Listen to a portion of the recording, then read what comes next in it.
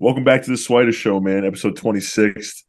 We had a great interview with Stanley Johnson. We actually recorded it last Friday, so if there's any references to any talks of how the playoff status is going or anything like that, it was recorded last Friday, Patty. But Patty, unbelievable interview, huh? Yeah, he's the man. We're recording this part on Tuesday, March 28th. So that was what, 4 days ago? 4 days ago. My Yeah. math is correct. And I don't know. It was just a great conversation the entire time. Like, I didn't really feel like we were interviewing him at any point, if that makes sense. So I'm excited for you guys to hear it because, like we mentioned, ball is life legend, high school phenom. Now he's only 26, but he's kind of a vet in the league. So he had some real good perspective on everything, really. And then it was cool to talk to him too, like you said, with the playoffs. It's like it's been a couple days, and the standings are just completely different than when we actually recorded. So he had a good perspective on that and good takes. And yeah, we kind of talked through that like we do every week. But it was cool to get his takes. Yeah, it was interesting because he's played in the league this year, and he's obviously seen all these different teams, but he's able to give us like an unbiased view of these 100%. teams. And then he's played with the Lakers, he's played with Detroit, and he's played with all these different teams, and been in every single situation you could possibly be in the league, from a high draft pick who has the world, and then he's working his way back Yeah, up he to a struggles a team, little bit. playing Yep. in the G League and everything like that. So he's definitely been through every experience, and super great interview, and I think he'll be back in the league very very soon. Yeah, I was gonna say not to hint at too much of the interview, but he did say he might be back in the league. He didn't break any news, but I was kind of hoping Yeah. there, Swider at points he was going to drop it. But no, yeah, he's the man. Definitely got to have him come back on it at some point. But Swider, first thing I have to ask you: G League playoffs starting tomorrow, big time. Yeah. South Bay Lakers. I think it's a 4 p.m. Eastern tip, right? Yeah, well, the good thing So we about the got G League this year, yeah, go ahead. got some afternoon hoops. Scratch the itch that no March Madness is leaving for you. So yeah, you got to tune in if you're listening to this. But Yeah, go on. definitely. The cool thing about the G League this year is that they really try to get the G League playoffs on ESPN. So it might be a weird time to kind of have a game, but we get to play on ESPN2, which is great. Play on national TV again. I feel like I'm at Syracuse all over again. Yep. So, playing 4 p.m. Eastern, 1 p.m. our time, so it'll be a little bit of adjustment there. We haven't played we played two noon games out in Indiana, but besides that, we've had mostly Yeah, nighttime games. when I was out there, I saw you playing an 11 a.m. Ontario That is Clippers true. game in front of a That's true. raucous fourth grade crowd. But yeah, it's tomorrow, like you said, ESPN2, Rio Grande Vipers. Should be a good matchup. But how do you guys feel going into it? No, we feel good. Obviously, this is going to drop after the result already happened. So, Yep. but we feel good going into it. Obviously, we've had such a transition in our team for now. We literally have no big guys. So we've kind of adjusted to that. We've gotten better. We had a good game against G League Ignite, who is a bunch of young guys, and obviously you can't really tell how we are as a team based on that game. But we played a lot better. We started to pass the ball. We got everyone involved, and we feel good going into this next game. Obviously, we've been resilient all year when we've had those losing streaks of coming out and winning 4 or 5 games in a row, and hopefully we can do that again and make a deep run in these Mhm. playoffs. So, What is it about playing those teams that makes you play better?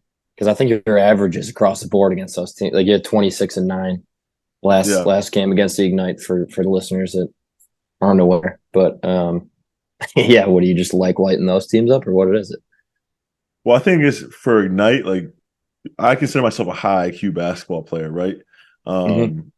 And they're just young. Like, they'll fall for some of the actions, they'll fall for some of the Right. shot fakes, they'll fall for some of those things that like a vet wouldn't do. Maybe some guys in the NBA, but it's also like they're super athletic. They give you some mismatch problems in other ways that you don't see with other teams, right? So, they have guys like Sharif O'Neal and Babacar Sane and guys who are all like 19 to 22 years old, but they're Great super name. athletics. And Babacar Sane. Yeah, great name. Lennon Johnson, who's 18, but is like manipulating ball screens like he's Chris Paul. Like, I don't know, like guys like that who are super talented that maybe it's a high level of talent, but they're not as experienced as some of these other G League teams or older guys or other teams. So, for me, I being a shooter, I'm flying off these screens. I'm getting open shots. Sometimes it's so open that I'm like, all right, Bang. what's Yep. going on here? Yeah. Yeah, but I had to ask about that because I earlier in the year was that your 37-point game against or no? No, that was You against played Iowa, but I had a 25-point game against Ignite earlier yeah, in the that was year. like one of your first games back after being hurt. So Yeah, yeah, like you said, this episode will drop after the result, but I'm gonna say 178-94 victory. just Swider double the 60 score. yeah, Swider 64 points, coasting to first playoff victory. But yeah, from there on out we'll be updating the Twitter, me and Adam, maybe Sheridan. I don't Yeah, know where you could tune into your playoff games moving forward. But um yeah, I mean that kind of leads us into the mailbag question of the week because I feel like this is where we progress into the Lakers talk. But yep. this mailbag question is from Corey. I know there's been some for the listeners. I know there's been some weeks where we've missed it. I promise you, if you send one in, if you email us a question, I will read it on the show. That is a guarantee. So keep doing that, swidershow@gmail. But this is a very relevant question from Corey. With such a tight playoff race, how's the feel within the Lakers as every game matters so much in the standings? I've been kind of thinking this because I guess answer Corey's question first, and then I have a follow up, which is: do you think it's an advantage almost that like six of these teams, you, Golden State to an extent, Dallas, New Orleans, whoever's in that mix, OKC, like you're already playing playoff games to this point, you know what I mean? So when you actually hit the playoffs and you're playing the plan and hopefully it works out and you get in, like you think that's sort of an advantage because you're used to playing those high stakes games. Yeah, for sure. I mean, and when you have a guy like LeBron and Anthony Davis who won finals, who won finals MVPs, who have been to all these different playoff situations, and even D'Lo last year, right? Like he had to play in the play, and he got into the playoffs last year with Minnesota. Like all these guys are super locked in. They've been super focused this whole entire time, and I think it's just been a great. I mean, with a first year head coach, having those guys who have that experience, like they're able to kind of Yeah. carry the torch and be locked in. You don't have to talk to them about like different experiences. Like OKC, like none of those guys have really ever made the playoffs. I think Shea made it his rookie year, but besides that, Yeah, with the um, Clippers. there hasn't been that many guys on those teams who made the playoffs. So I think we have an advantage from that standpoint. I also think that's just the lead is. I mean, you have an opportunity to get all the way up into fourth place if you play really good basketball for the end of the year. Yeah. Like that's a motivation factor itself as well. It's not only you could be in the play-in or you're trying to maneuver your way in the play-in. It's like you get up to fourth place and have a really good 4 or 5 matchup. Yeah. Or I mean, everyone's licking their chops at that 6th seed too because they want to play the Kings in the first round and then Memphis in the second round, and then have a chance to go to the Western Conference Finals. Right, so Yeah. there's all these different scenarios, and I think that we put ourselves in a good enough position where if we win 5 out of these last 7 and get the 6th spot, or win 6 out of these last 7 and get the 6th spot, that's what they're really focused on. Yeah. You got to feel for the Kings in a way. Like they're having their best season in a decade and a half. Like they haven't made the Yeah, playoffs since '06. And I mean, they're very, very good. I don't think people like the casuals won't realize they're actually a legit, like very good team. But at the same time, like if you're fired up as a Kings fan, you make the playoffs, so it's like bang, first round, LeBron and AD, or like maybe Phoenix or maybe the Warriors. Like yeah. it's just a tough draw. Patty, what is as an NBA fan, as a guy who watches almost every single team, would you be scared of those top 3 seats? Like a Denver team who hasn't really, I mean, they made it to one Western Conference Finals, but they like kind of limped Yeah, there. I think Met, it's like no, go ahead. I don't want to cut you off. yeah, Memphis, the 2 seed, who hasn't really had that much playoff success yet. They've only made it to one Western Conference semifinals and had a really tough series against the Timberwolves, have all the John Morant stuff. The Right. Sacramento Kings, who haven't made the playoffs since '04, right? And then everyone else has been inconsistent all year. Like, is there a clear, definitive team that you're afraid of in the West I as an definitely NBA don't think fan? there's. Yeah, I don't think there is. It's a very weird juxtaposition right now because it depends on if you value. Like, I feel like the reason why a lot of writers and stuff on Twitter, it's like Denver seems like a clear favorite in the West. To me, I don't know. That's Yeah, like what the rhetoric is around it. Is because like if you were to ingratiate yourself every single day and watching these games and like who looks the best this season, it's probably them. But then on the flip side, it's like there's also so much value in having the experience, like you're saying.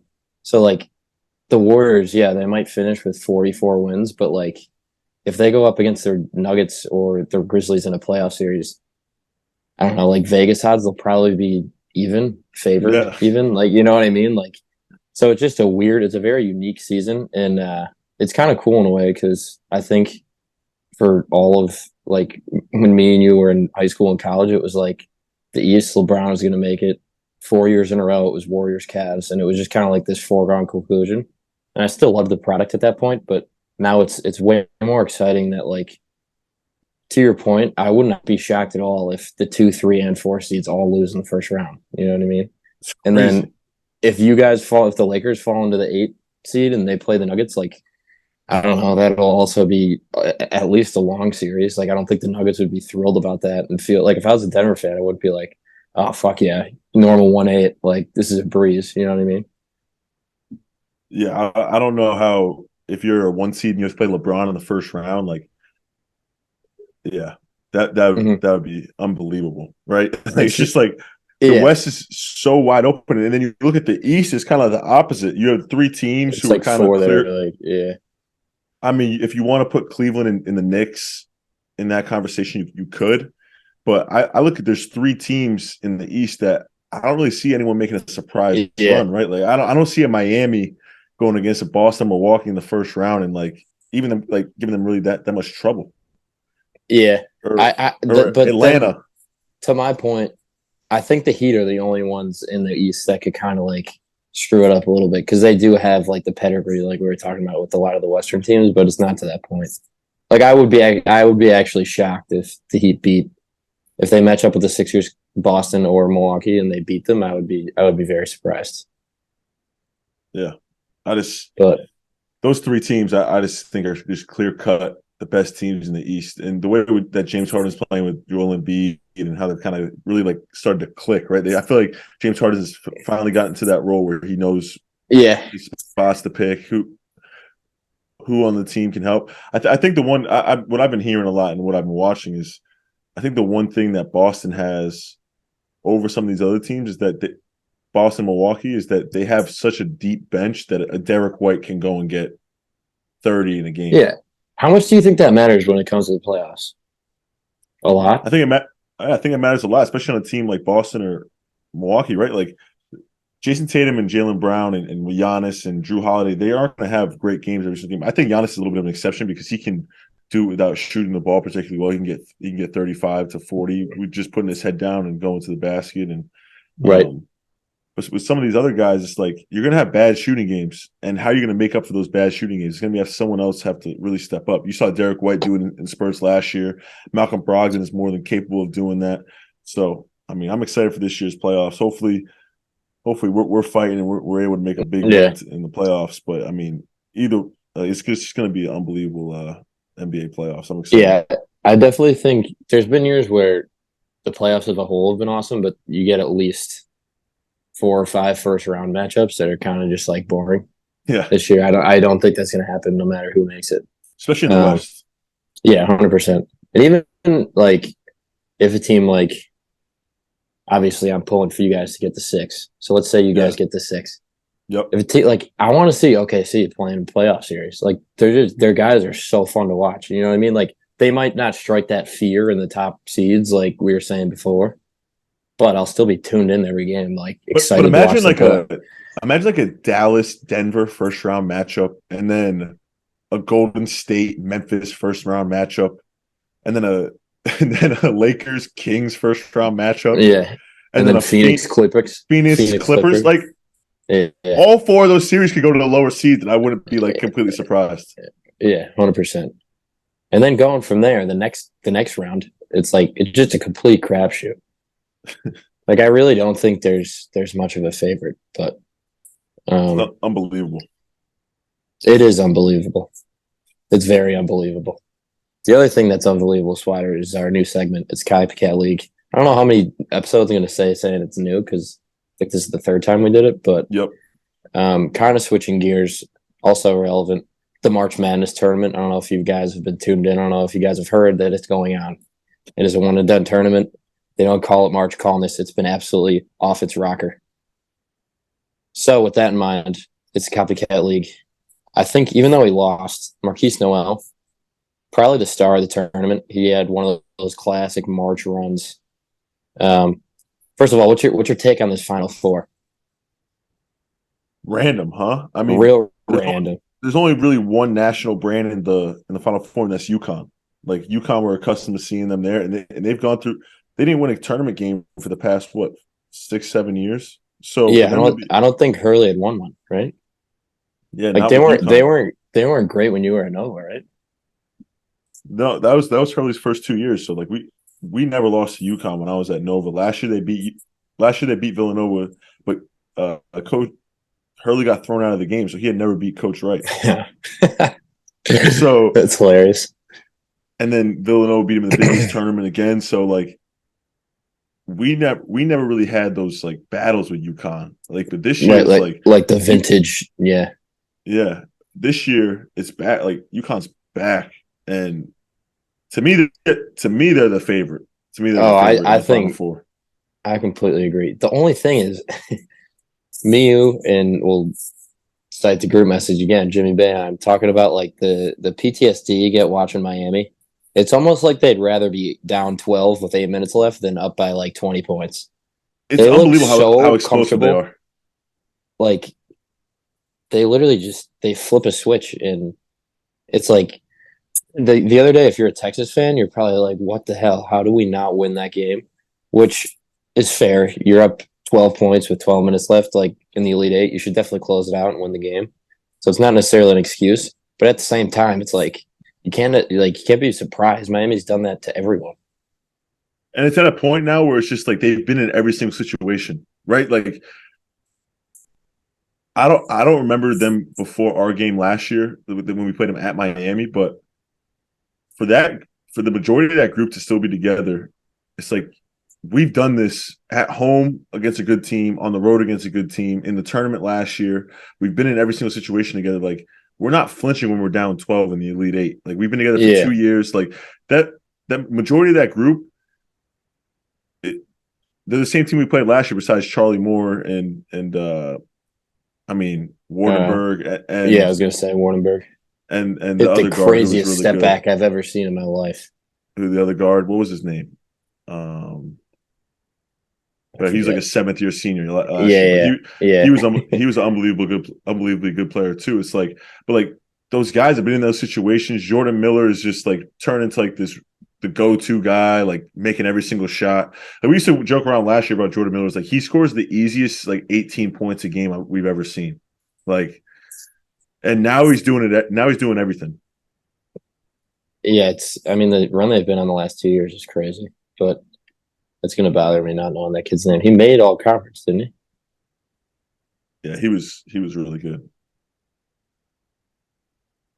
Look up Um, his name. Look up his name. McGusty, Cameron Oh, McGusty, Cameron McGusty. Yeah, he was ridiculous. So averaged 18 a game. Yeah, yeah, he was a really good player. But I mean, Isaiah Wong's back. Jordan Miller's back.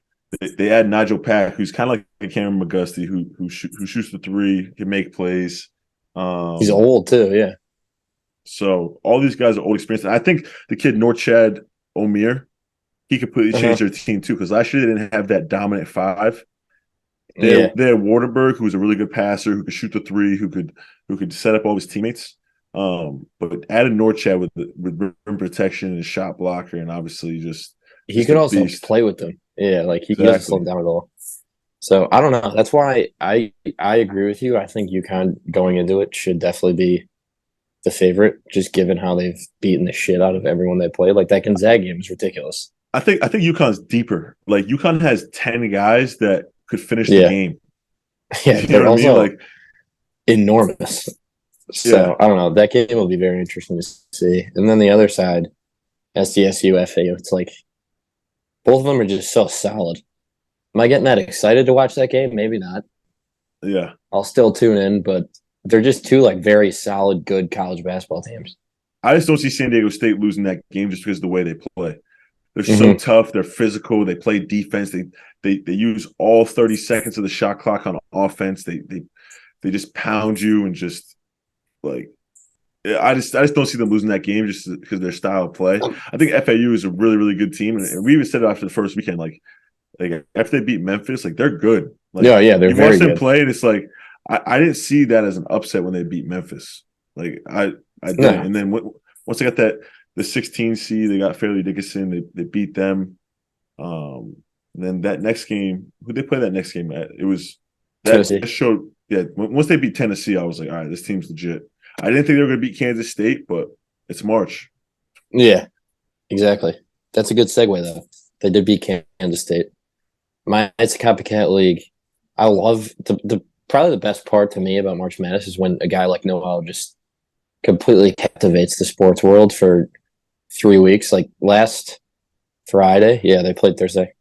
Um, Last Friday, it was like he was front page news all over social media. It was all anyone was talking about. So with that in mind, Swider, we're gonna do this. Will be a mini quick draft, and then we'll kick it to Stanley. Yep. But we'll each get 3 picks. Your favorite or most memorable March Madness runs by a single player. Yep. So you can just draft the player, and then it'll be self-explanatory. Everyone will know. I mean, you can't go wrong with the 2011 run by Kemba Walker. I mean, from the Big Yeah. East tournament. I mean, they didn't lose a tournament game that year. I think they won Maui. They won the Big East tournament, and they won all 6 games in March and won the national Oh championship. yeah. So, People forget about the Maui thing. Maui was sweet that year. I think he had 40 in one of the games. He's wearing the 12s. he was unbelievable. And just hearing him talk about that run, it was just it seemed like so like seamless and effortless to him. Like he was just so locked into a point that like he was just trying stuff. And I know the national championship wasn't a great game. I think the final score was like 44 to like 40. Yeah, it was awful. Or 44-38. But Uh-huh. just like to have that run in March and just totally captivate the city and have that moment at MSG. Kind of like Marquise Noel probably dreamt of having a moment like Kemba walking down Pitt in the Big East semifinals. Yeah. And party at Kemba. That's why but to this day now, every single year going into the tournament, people are like who can be the Kemba this year? Who can just be one guard that's so good that he drags them to a national championship? The other thing is most of them, like I bet most of our picks the rest of the way got cut off like pretty short. I don't know whether it's Final Four, Elite Eight. He actually won the whole thing. Final score of that game was 53-41. Yeah, disgusting. Brutal. UConn 35% from the field, Butler 25%. Yeah. That's hilarious. But all right, good pick. My first pick, the guy that comes first to mind to me still, and it's almost gotten a little less impactful because he's like a top 10 player ever in the sport now, but I got to go Steph. Yeah. Elite Eight run. It was unbelievable. Like the way he was playing, the fact that it was Davidson, no one ever heard of Davidson. Yeah, it had all of it. So, yeah, not much like to add there. It was just a vintage March run. So, yeah, you go ahead. I'm not trying to make this like a UConn type thing, but yeah, this is going to be my next pick. I'm close with Shabazz Napier. Like he's a role model to me. I mean, like he's from Boston. I'm from an hour outside of Boston, so I'm gonna go with Shabazz Napier's run in 2014. Can we get him on the pod to discuss? Oh, I'm sure he would come on the podcast. So, dude, you got to hit him up. Yeah, I'll hit up Shabazz for sure. But yeah, no, Shabazz's run in 2014, win a national championship. I mean, pretty similar to Kemba's. Just overall, just captivated the whole entire March Madness, won a national championship, and took it home. So shout out Shabazz, like a big brother to me, and obviously just incredible run. Yeah, that was an incredible run. That was also his second national title, which is crazy. And little known fact there, I don't think they were eligible for postseason play the 2 years in between. I could be off there, but I know at least one of the years they weren't. So, I mean, winning the national championship, the only 2 years you're eligible to win the national championship is pretty cool. But second, this is a way more recent one, and this might bring up some nightmares for you. I'm going Carson Edwards. Wow. That hurts. I think he averaged, I'm looking at it here, he averaged 35 a game. They were like 42 seconds on us. Yeah, they were like seconds away from beating Virginia, who ended up cutting the Nets down. So, I'll go with him. I remember the moment being like that. That might be the best run I've ever seen from anyone. So a quick tidbit: when we played them, they were up by like 25, but Matt Payne left them in so you get 40, and he missed a sidestep three on me. And there's actually a picture on Google Images about So you locked him up? I would say he missed a shot. I want to say I locked him. Yeah, that's my second pick, and then we got to close it out here. Your last one. This might be an unpopular pick, but I just remember this run so vividly. That 2012 national championship Anthony Davis run, where he was just the most dominant player in the tournament by far. Like, shout out Anthony Davis, a great teammate of mine, obviously, great player. Mm-hmm. Of course, he just dominated. Like, he didn't even need to play offense that March Madness. He was just so dominant defensively. Carried his team to a national championship, and didn't even really need to score the ball to do it. He was just making plays, and obviously had big offensive games during that run. But especially in that national championship game, just the way he was able just to dominate the game defensively, I think that was one of the greatest runs of all time. Yeah, he's also like a blueprint. People go to him and Carmelo. That's the type of pick. I'm not going to take Carmelo because I was only 4 years old and don't remember it. Yeah. But he would obviously be drafted here by us. But now when people, that's like the ultimate hope with one and dones is like Alabama fans this year are probably thinking like, oh, we could do it with Brandon Miller. Like AD did it and Carmelo did it. It's like, all right, well, I don't know if it's going to happen every year, brother. But yeah, good pick. Solid pick. This one's a little bit off the board, but it's not necessarily a run. This is more of a moment. I'm going Ali Farouk legend, Northern Iowa. Do you even know who that is? You're giving me a blank stare right now. I'm not gonna. I remember Northern Iowa. I remember Northern Iowa making a Do you remember the guys banging the three with like they were up one against Kansas, throw it ahead on the break? Yeah, definitely should not have shot it, but he shot it. It was chicken nuggets. Yeah, shout out to him.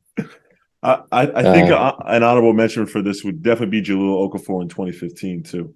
Yeah, that's my other pick was going to be actually Tyus Jones, but I just looked at his stats and stuff. He didn't like necessarily light it up, but his national championship. He made big shots. Yeah, he made big shots. Jahlil Okafor in 2015 was so dominant. He was the number 3 pick because of that. Because of this, like how dominant he was in that tournament. Yeah, that team was like nasty. And then Justice Winslow, Grayson Allen was a freshman. Quinn Cook. Grayson Allen had a moment in that tournament, in that national championship. Oh yeah. I always forget about that. He seems like a completely different person now. You know what I mean? Like he was such a baby back then. But who else was I going to say? This wasn't necessarily a run either, but Eric Maynor and VCR. I remember being little watching him. They upset Duke. That was sweet. LSU with Tyrus Thomas was also sweet. Yep. CJ McCollum against Duke. Good pick. That was a sick one. Good pick. Yep. Yeah. I mean, you could go down the list. A lot of nostalgia there too. I know I picked Carson Edwards, which is like 2 months or 2 years ago, but yeah. So again, another successful. It's a copycat league, but I don't know, Swider, you want to kick it to Stanley here? Yeah, kick it to Stan, man. Obviously, shout out to Stanley for coming on the podcast. Really opened up to us. It was great. And I think you guys will really enjoy this interview. Like Patty said, it was a great conversation. Not even an interview, it was just a conversation with Stan. Almost a full hour of us just chopping it up. Yeah, no, he was great. And like I said, shout out to Stan. We'll have another guest coming on next week. We're really excited for this next guest coming on. And yeah, man, let's kick it over to Stan.